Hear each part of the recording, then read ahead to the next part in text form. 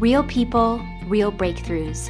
This is the Psychology of Eating podcast, where psychology and nutrition meet to uncover the true causes of our unwanted eating concerns. Your relationship with food will never be the same. Now, here's your host, eating psychology expert, and founder of the Institute for the Psychology of Eating, Marc David. Welcome, everybody. I'm Marc David, founder of the Institute for the Psychology of Eating, and here we are in the Psychology of Eating podcast. I'm here today with Susie. Welcome, Susie. Thank you. Good to see you again. Yeah, we were just reminiscing about how time has flown since the last time we talked. It's been about 9 months. And I'm just wondering if you can fill in for people, what you had wanted to work on and how things have unfolded for you since that first session. When we had the session in February, I'd not long returned from Thailand. I'd been Thai boxing, and basically my body had broken down in Thailand, and I moved back home just to give myself a bit of a break. And what I was really looking for was a breakthrough in terms of what direction to go in, because I still felt a little bit lost, didn't really have much direction.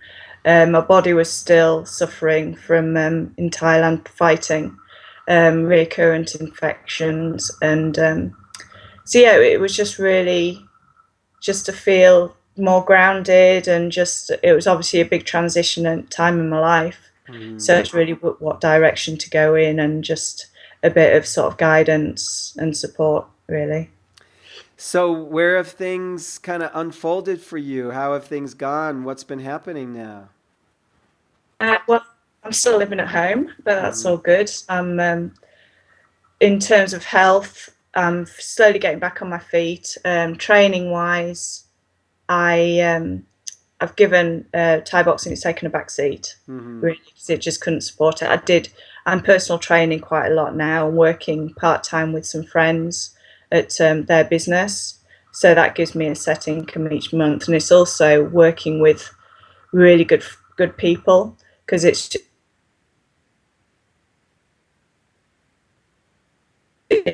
really positive, childhood friends.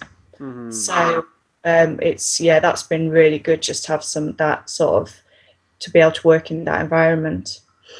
What else? So I've been teaching Thai boxing, actually teaching it rather than training, being on the other side. So I'm enjoying that.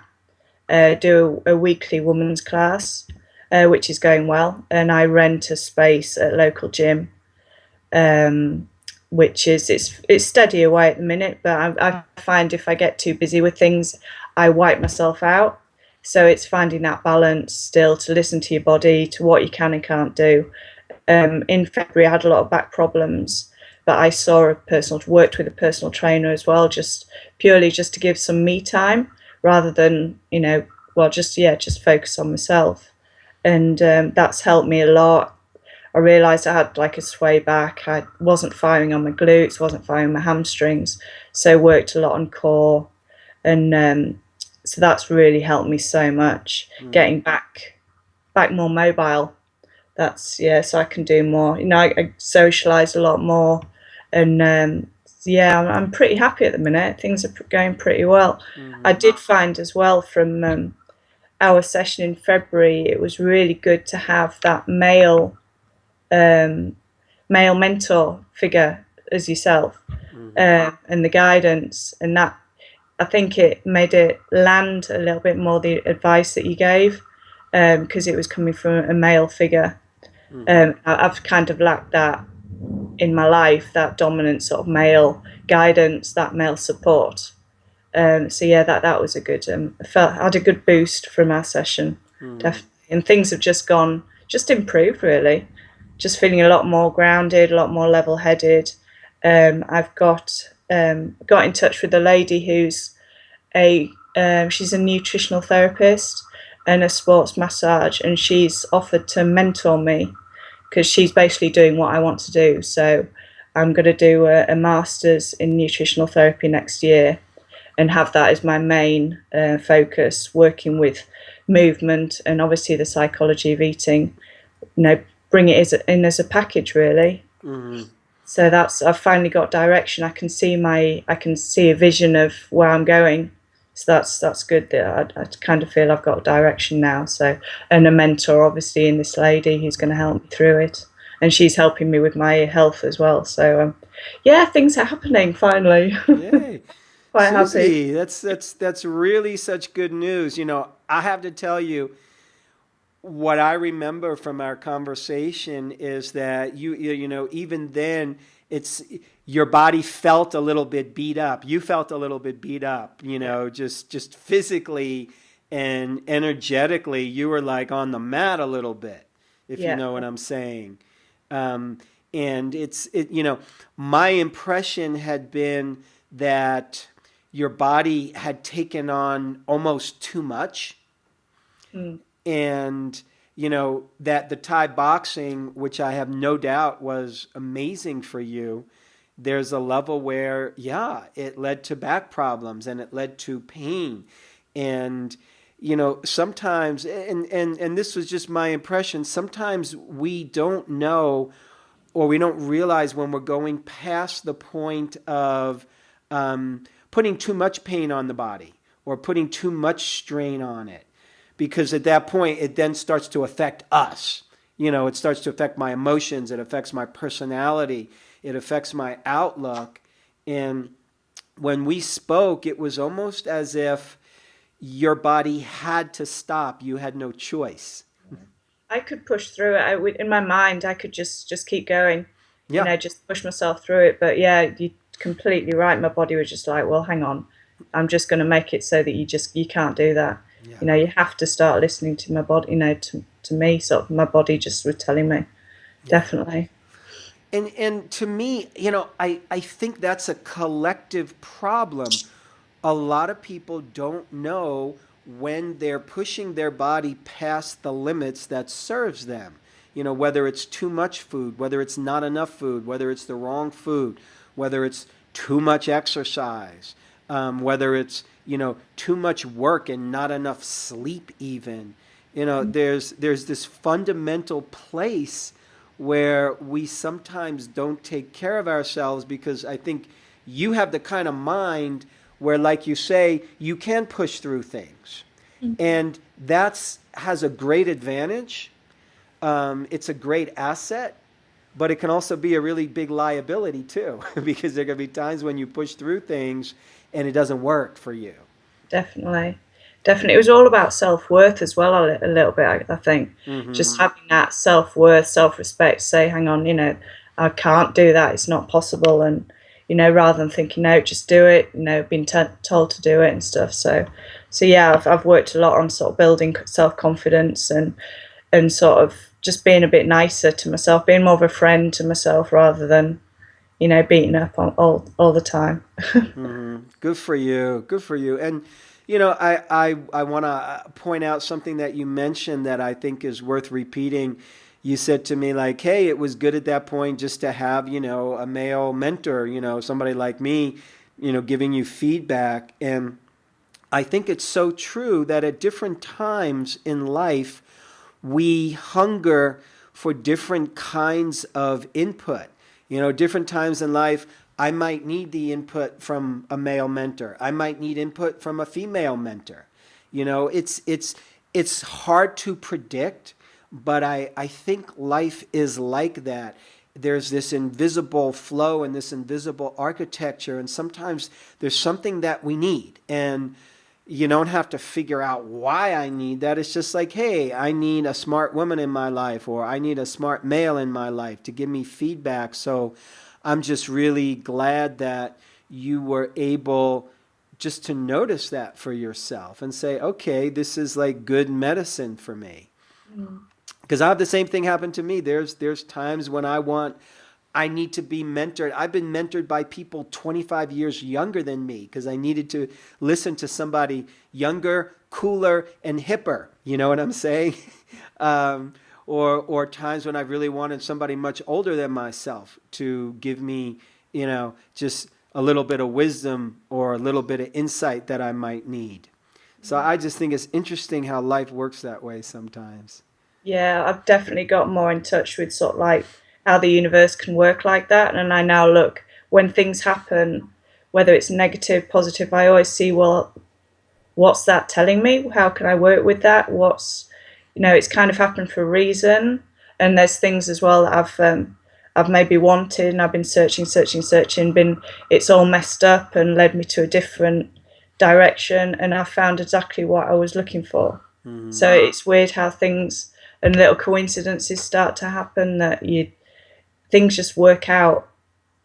So I'm just sort of trying to relax with everything now and just trust that things work out, even if it goes a bit rubbish at times. And it's for a reason. There's a message there. There's something there that's you need to listen to, or it's fascinating. I was really opening my eyes up to that recently. Yay, good for you. Let me ask you this question. We had talked when we met last time about you and men and you and dating, and I'm just wondering where that's at for you. I'm still single. I've dated a few times, but I don't know. I guess I feel I'm still at a position. I'm just finding out about myself so much, just identifying who I am, being independent, living my life. That when the right guy comes along, he'll come along. The right circumstance and stuff. So yeah, I dated a few times, but it just sort of fizzled out. It didn't really take off, and I'm pretty happy at the minute the way things are going. Yeah, it'd still be quite nice to have someone to share with, but I've just got a 2-week-old puppy. No, for 2 weeks I've had her. No, she's 11 weeks now, but I've had her for 2 weeks. So yeah, I've just got a little puppy, so she's taking a lot of time at the minute. All right. Well, good for you. I don't think people do this enough. And what I mean by this is I don't think we, as a world, oftentimes give ourselves enough time to just be alone and not have to be in relationship. For people who aren't married, oftentimes what I've noticed is if you're not married, you're either in a relationship and you're unhappy about it, or you're wanting to be in a relationship and you're unhappy about not being in a relationship, or you're recovering from a relationship that you were just in, or you're in this new relationship and it's all great because it's new. And a lot of times we don't give ourselves the spaciousness to be in relationship with me and just to let it go almost. And like you said, hey, when it happens, it'll be natural and it'll show up in its right time. And meanwhile, you're focusing on you. There's something to be said for that. I just know from my own experience, I've had times in life where I've spent, years not being in any kind of relationship. And just being with me and focusing on work and focusing on self and focusing on health and just focusing on friends, and relatives in life. And I just think there's something valuable about that if we're in that phase, it's good to notice that. Yeah, definitely. I've certainly learning to appreciate sort of the smaller things, learning to appreciate the people around me, learning to appreciate my family, definitely, and like you say, being in a relationship more with myself. And I can be a little bit selfish from the time as well. I do like, if I do feel a bit as I'm overdoing things, I do still get a little bit overwhelmed. So I know then that I just need to slow everything down and just stop and do things that nourish me. I've started riding horses again and go out for walks and do things. Yeah, just looking after me, really. Yeah. Well, it really feels to me like you are on a very powerful journey of self-discovery and accelerated growth, since I first spoke with you. And based on what you're sharing now and based on just how you're feeling to me now, it just seems like you've really answered the call. You've really responded to what you've needed to do for you in a great way. I hope I really hope you feel a sense of accomplishment because you've Yeah. accomplished quite a bit since the last time we spoke. Yeah, I do, and I think it's just a lot of it's come from just relaxing into it, relaxing from relaxing into the uncertainty. I think is a big message that came through the course as well. Hmm. And it's just, yeah, when things feel a little bit overwhelming, then just to slow down, and just trust that things are going to work out, and try to listen as well to where I want to go and the direction that I want to go, and when opportunities present themselves, if it doesn't feel right to me, then to turn that down. But if it does feel in my gut, it feels good, then go with it. Hmm. But yeah, no, definitely. I've in the last 9 months, I'm really, yeah, getting to where I want to be. It's going to be another long road because obviously I've got my masters next year, and that's 3 years. But now I'm feeling a lot more grounded. I think it's, yeah, definitely feeling a lot Hmm. more grounded, a lot happier a lot of the time as well. Feel have a daft smile on my face a lot.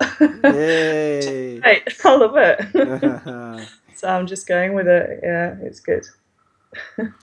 That's because you're in the right place. I just want to say that many, many moons ago, one of my professors, teachers, mentors, when I was in graduate school, Gordon Tappan, whenever one of us really smart graduate students, but really graduate students who thought we were so smart, whenever we would say something that sounded so certain and so sure, he'd always say, but what about uncertainty?